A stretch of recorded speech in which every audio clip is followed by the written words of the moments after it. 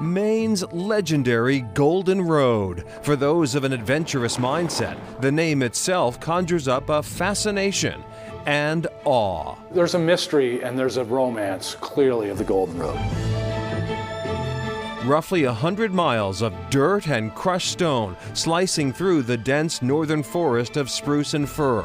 The Golden Road is privately owned, built by logging companies, but open to the public, and features no towns, no gas, no cell service. You just go and there's nothing, but nothing is kind of special. Indeed it is, when nothing is presided over by a mighty Mount Katahdin and hugs a wild river renowned for its rafting and world-class salmon fishing.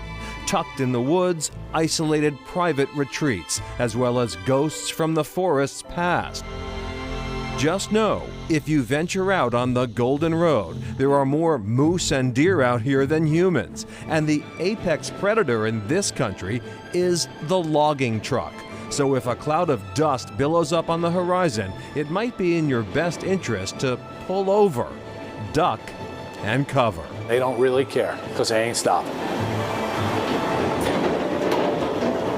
Maine's North Woods, the largest tract of undeveloped forest land east of the Rockies.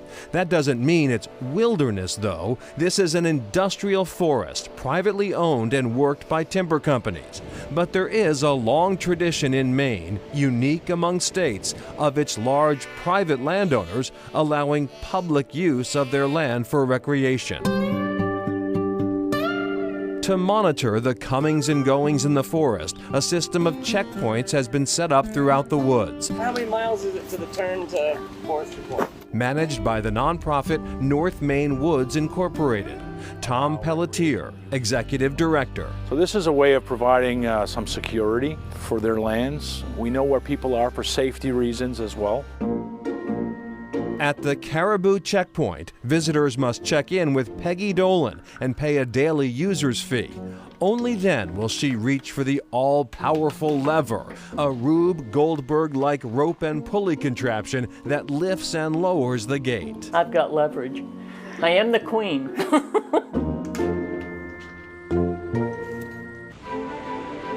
The last 30 miles of the Golden Road push straight through the stands of spruce and fir to the Canadian border. The crossing at St. Zachary, Quebec, open only to logging trucks, and if we're honest, rather anticlimactic.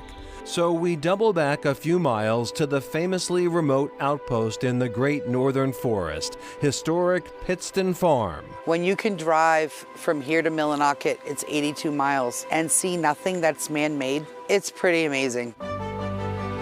Pittston Farm was built by the Great Northern Paper Company in the early 1900s to grow food and provide other services for their men working in the woods. Today it is a lodge and boarding house for the occasional woodsman.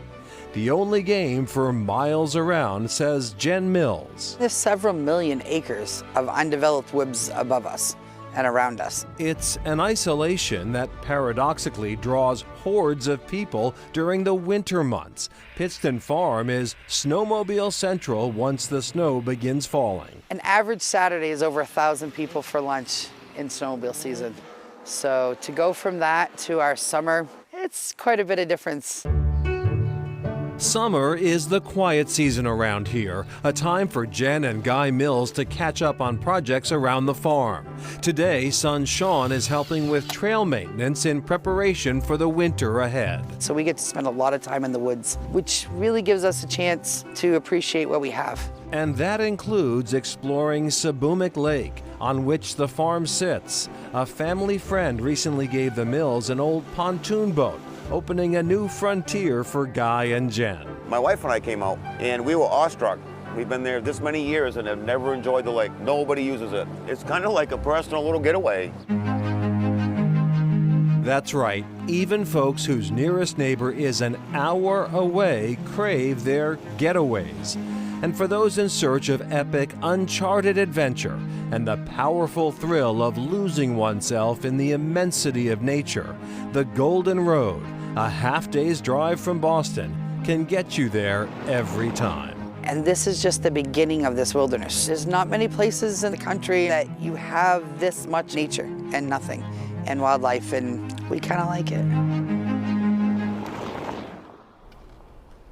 And there are two explanations behind the name, the Golden Road. One refers to the high cost of construction, and the second led to the hidden wealth in the remote forests, supposedly. Which there's plenty of that as well. And if you decide to take on the Golden Road, be prepared. It's a bit of a gamble.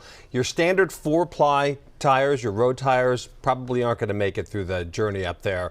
They up there use 10-ply tires. They always have a spare. They've got a plug kit. They've got a compressor. They've got a CB radio. It is really remote, no cell service. If you're going to do it right. Can't even imagine. Can't even imagine. All right, coming up, a spot often called Maine's Big Sur.